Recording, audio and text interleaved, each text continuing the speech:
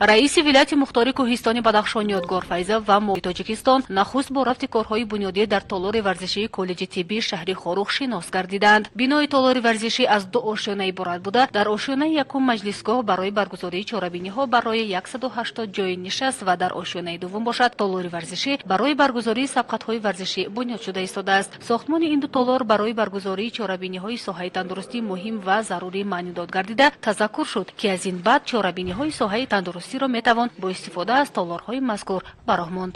сипас сафари корӣ аз муассисаҳои тандурустии қаламрави ноҳияи Рошткалъаи вилояти мухтори кӯҳистони Бадахшон идома ёфта, нахуст фаъолияти касалхонаи вилоятии бемориҳои рӯҳӣ аз назар гузаронда шуда, бо масъулони ин беморхона суҳбати озод доир шуд. қайд гардид ки фаъолияти беморхона дар рӯзҳои хуруҷи бемории сироятии COVID-19 назаррас буда, теъдоди зиёди маризони бемории номбурда маҳз дар ин беморхонаи замонавӣ муолиҷа гардиданд, зеро ин муассисаи табобатӣ дар замони соҳибистиқлолии кишвар бунёд гардида, бо тамоми шароитҳои муосири тиббӣ таъмин мебошад. айни ҳол бошад, дар беморхона беш аз 50 нафар шахсони дорои касалиҳои рӯҳӣ ба табобат фаро гирифта шуданд. таъмини муассиса бо гармӣ дар фаслҳои тирамоҳу зимистон, дастрасии беморон ба маводи доруворӣ ва ғизо аз масъалаҳои асосии самти фаъолияти беморхона ном бурда шуданд. роҳбари вилоят ва ҳайати ҳамроҳонаш дар рафти боздид аз муассисаҳои тиббии ноҳияи Рошткалъа, инчунин ҷараёни таъмиру азнавсозии бинои филиали муассисаи давлатии истироҳатгоҳи собиқадорони ҷангу меҳнати деҳаи занинси ноҳияи Рошткалъа Дидан анҷом доданд. гуфта шуд ки то ҷашни ваҳдати миллӣ корҳои таъмирӣ дар ин муассисаи табобатӣ пурра ба итмом расонида шуда, дар оянда ин бино ҳамчун филиали муассисаи давлатии тавонбахшии миллӣ дар вилоят фаъолияташро баро хоҳад монд.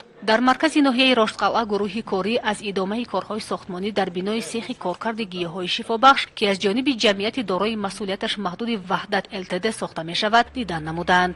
сехи мазкур бо маблағгузории Вазорати тандурустӣ ва ҳифзи иҷтимоии аҳолии ҷумҳурии Тоҷикистон бунёд гардида, итминон меравад, ки то ҷашни 30-юмин солгарди истиқлолияти давлатии ҷумҳурии Тоҷикистон ба истифода дода мешавад. ҳамчунин аз фаъолият ва шароити шӯъбаҳои беморхонаи марказии ноҳия ва рафти корҳои таъмирӣ дар шӯъбаи бемориҳои дарунӣ ошноӣ пайдо намуданд. корҳои таъмирӣ дар 6 утоқи табобатӣ, ин шӯъбаро низ ҷамъияти дорои масъулияташ маҳдуди Ваҳдат ЛТД ба уҳда дошта, кор дар арафаи анҷомёбӣ мебошад. нисбати аксар корҳои таъмирӣ эрод гирифта шуда, қайд гардид, ки дар муҳлати муайян бояд камбудиҳо бартараф карда шаванд. табибони беморхона фаъолияти хешро самарабахш пиёда намуда, бо вуҷуди мушкилиҳо ва таъмирталаб будани ин бино барои беморон хизмати шабонарӯзиро бароҳ мондаанд.